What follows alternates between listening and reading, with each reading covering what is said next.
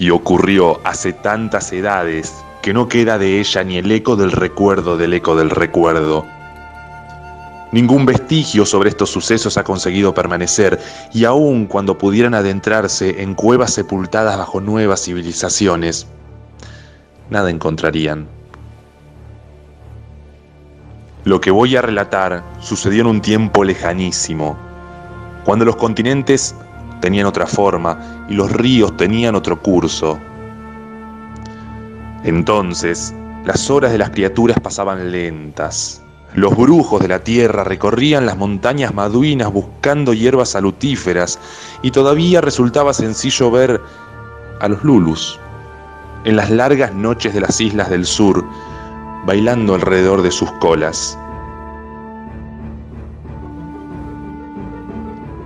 He venido a dejar memoria de una grande y terrible batalla. ¿Acaso una de las más grandes y terribles que se libraron contra las fuerzas del odio eterno? Y fue cuando una edad terminaba y otra, funesta, se extendía hasta los últimos refugios. El odio eterno rondaba fuera de los límites de la realidad buscando una forma, una sustancia tangible que le permitiera existir en el mundo de las criaturas. Andaba al acecho de una herida por donde introducirse, pero ninguna imperfección de las criaturas era grieta suficiente para darle paso.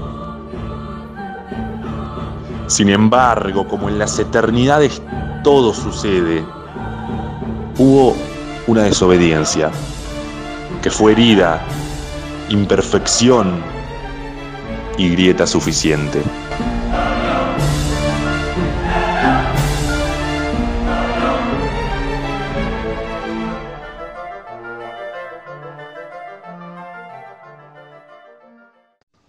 Suena familiar, ¿cierto? Se trata del inicio del prólogo de Los días del venado de Liliana Bodoc, pero bien podría tratarse del origen de la conquista de América y el despojo que sufrirían los pueblos originarios. Y en efecto, así es. Lo que la escritora santafesina plasmó en la saga de Los Confines no es ni más ni menos que una representación fantástica de la colonización española. Nos encontramos entonces con una trilogía compuesta por Los días del venado, Los días de las sombras y Los días del fuego, que lleva impregnada una notable influencia de Tolkien, pero con una diferencia sustancial en cuanto a la carga ideológica. En palabras de la propia Liliana Bodoc, Tolkien fue mi gran maestro. Si yo no hubiese leído El Señor de los Anillos, no habría escrito la saga de Los Confines. Lo leí cuando mi hijo era adolescente. Me fascinó, me enamoró. Sentí que ese texto me convocaba y al mismo tiempo lo rechazaba desde un lugar ideológico, por eso de que la saga propone un modelo de mundo. El modelo tolkieniano es eurocéntrico, ario y eclesiástico. Esos lugares me alejaron y capitalicé esa distancia para escribir una saga con otra visión de mundo. Y dentro de ese modelo de mundo que propugna la autora, fue capaz de idear uno con tal minuciosidad que hasta llegó a contar con representación geográfica en un mapa realizado por Alejandro O'Keeffe para la primera edición de Los días del venado en 2002, que luego encontró en el ilustrador Gonzalo Kenny una versión extendida y más completa para ediciones posteriores. Él mismo fue el creador del blog El arte de los confines, donde los personajes de la saga cobraron una figura definida para la historia. El proyecto comenzó con la inquietud de Gonzalo de desarrollar ilustraciones inspirado en esta historia, quien a principios del 2010, y luego de realizar la imagen de Cupuca, se contacta con Liliana para mostrarle su trabajo. A partir de ese momento, frente a su respuesta entusiasta y agradecida, comenzaron a soñar con ir poniendo en imágenes los personajes, criaturas, paisajes y escenarios de la trilogía La saga de los confines. Poco a poco le fueron dando forma a este proyecto llamado El arte de los confines, que no se limita a ilustrar la saga, sino que ha crecido hasta convertirse en un lugar donde se reúnen los fanáticos de la trilogía para sumar sus opiniones, aportar material, disfrutar de los textos inéditos de los libros y enterarse de las últimas novedades. El proyecto incluye un blog y un activo grupo en Facebook al que gustosamente se nos convoca a sumarnos para hacer crecer con nuestros aportes cada día un poco más este maravilloso universo.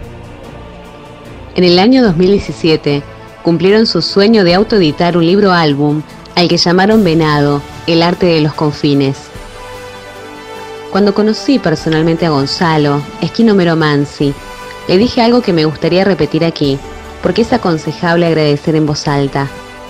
Entonces afirmé, son ellos, y repetí, muchas gracias, son ellos. Compartí con Cupuca horas y años, discutí con Dulcancelin, defendí a Cume y asesiné a Huiquilén. Por eso el trabajo de Gonzalo me hizo pensar que había sido capaz de abrirse paso, cabeza adentro, hasta el sitio donde se conjugan los conceptos y las imágenes. Al igual que el primer libro de la saga, el libro álbum es estructurado en 3 partes y en cada una de ellas viven 45 momentos cruciales de la historia, plasmados en más de 50 ilustraciones y textos inéditos. Deleitarnos, por ejemplo, en la imagen del entrañable personaje que encarna a Vieja Kush, la de corazón suave y manos ásperas, la mujer fuerte como un roble que sostiene la trama de los libros y refleja aquella carga que lleva una mujer usihuilque. El cimiento donde se apoya la familia, una mujer curtida por la dureza del sufrimiento, pero a la vez de corazón noble. Cupuca, el anciano brujo más querido por los usihuilques, conocedor de todas las criaturas de la tierra. Dulcancelin, guerrero y primer comandante del ejército del Venado durante la guerra contra el odio eterno. Esposo de la hermosa Yampalwe, quien fallece al tiempo que da luz a la pura e inocente Huiquilén. Tungur, su hermano, guerrero incansable y excelente como su padre, el cual se convierte en el capitán del ejército del Venado, sucediéndolo a él. Personajes con rasgos tan distintivos e inolvidables como los pueblos nativos de nuestra tierra. La historia de los días del Venado, escrita por Liliana Bodoc, pertenece al género épico fantástico. Sin embargo, nada hay de fantasía en el origen de su producción, si prestamos atención a sus numerosas referencias históricas y culturales. Los nombres de los personajes tienen una clara raíz indígena. Hay varias semejanzas con culturas precolombinas. La saga de los confines tiene muchos paralelos con la realidad, partiendo de la base que todo es una gran alegoría de la conquista de América. La obra de Tolkien es el molde perfecto y se podría decir que sentó las bases para el resto. De todas maneras, Liliana Bodoc hizo lo suyo para diferenciar su obra y logró un desarrollo fascinante. El éxito de la trilogía La saga de los confines la convirtió en una de las estrellas de la literatura fantástica del país y una de sus voces más originales y poéticas. Ella creó una cosmovisión donde valoró las culturas y saberes de Sudamérica. Para crear su universo, leyó durante meses libros sobre las culturas mapuche, azteca y maya. Bodoc consideraba que realidad y fantasía eran las 2 piernas de un cuerpo y no podían andar una sin la otra. Así es como Los días del Venado es más que la historia de una invasión y la antigua guerra entre el bien y el mal, con seres mágicos y mitológicos, civilizaciones antiguas y personajes de otros mundos. En la historia de Bodoc estamos encontrándonos con la verdadera historia de la invasión y conquista de América. La lucha narrada de los pueblos de las tierras fértiles reivindica la dignidad de los pueblos originarios. Especialmente la figura de Dulcancelin, que, como el ideal épico de la historia, encarna la batalla perdida de los pueblos nativos, enalteciendo su valor y su historia. Porque el héroe no siempre gana, ni en la ficción ni en la realidad.